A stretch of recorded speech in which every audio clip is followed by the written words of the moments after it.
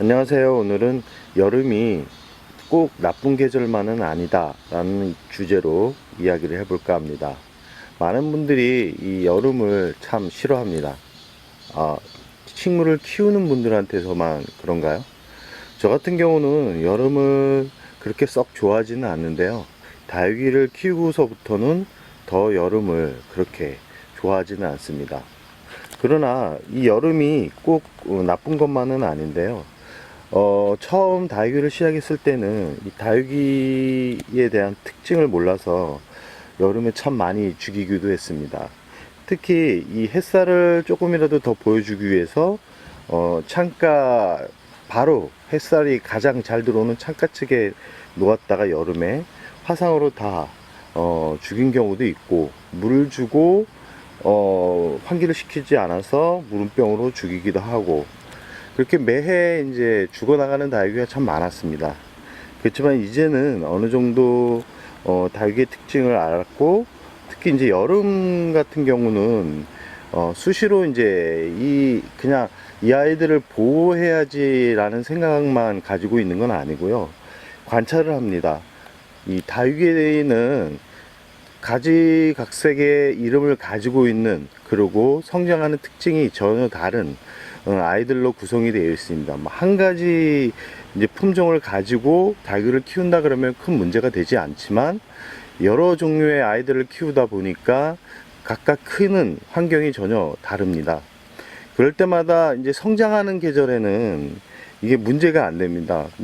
왜냐면 다 잘 자라기 때문에 이 아이가 어떤 특징을 가지고 있고, 해를 좋아하는지 물을 좋아하는지, 아니면 어느 정도의 기온에서 얘가 버티는지, 이 전체적인 이제 그림을 생각을 할 수 없기 때문에 보통은 처음 이제 키우는 분들이 1년을 못 넘긴 이유가, 이 여름에 이 아이들을 어디 쪽으로 자리를 배치를 해야 되는지에 대한 충분한 지식이 없기 때문에 이제 많이 다육이를 떠나보낸다라고 생각을 합니다. 뭐 저 또한 그랬으니까요.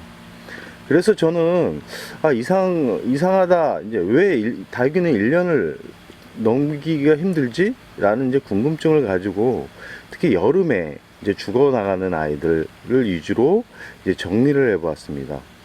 그 이유를 저는 단순히 이제 다육이가 우리나라에서 태어난 아이들이 아니라, 이제 자생지가 뭐 사막이나 추운 이제 건조한 지역에 있는 아이들이라서 그런 줄 알았는데, 실적으로 이렇게 보니까 이 품종별로 이제 기온에 따라서 이 아이들이 견디고 살 수, 죽을 수, 이 두 가지가 결정이 되는 것을 확인할 수 있었습니다. 그 이후로 저 같은 경우는 여름만 되면 이제 자리 배치를 전체적으로 해줍니다.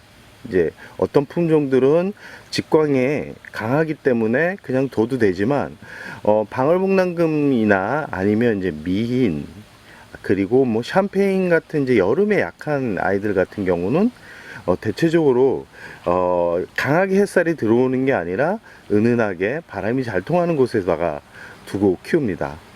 그 이유는, 이 아이들 같은 경우는 이 차광을 해준다 그래도 이 온도가 어느 정도 일정하게 올라가면 잎이 떨어지는 이제 특징을 가지고 있었기 때문인데요.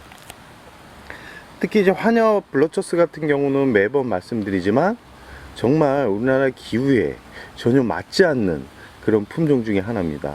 이 아이들 같은 경우는 이제 차광을 해준다 그래도 어느 정도의 이제 기온이 높아지고 햇살이 어느 정도 들어오면 거의 10중 8구 이제 잎이 말라가면서 이 목대가 고사되거나, 특히 이제 라울 같은 경우는 더 심합니다. 라울 같은 경우는 이렇게 보시면 뜨거운 기온에 그대로 노출이 되면 이렇게 잎만 앙상하게, 가지만 앙상하게 이렇게 남아있는 것을 확인할 수 있습니다.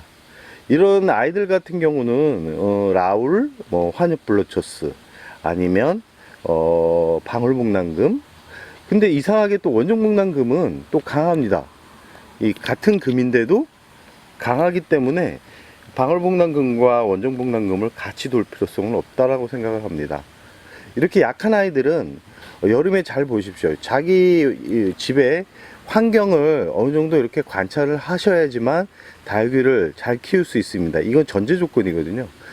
매해 여름에 그 자리 위치를 해둔 상태에서 어떤 아이의 특징이 기온에 맞지 않아서 뭐 고사되거나 화상으로 죽거나 아니면 입이 떨어지거나 그러면 그 같은 품종의 비슷한 성장을 가지고 있는 아이들 같은 경우는 그 다음에 여름에 똑같은 자리에 두면 결국은 똑같이 죽게 된다라는 이 생각을 한 번쯤은 해볼 수 있을 거라고 생각을 합니다.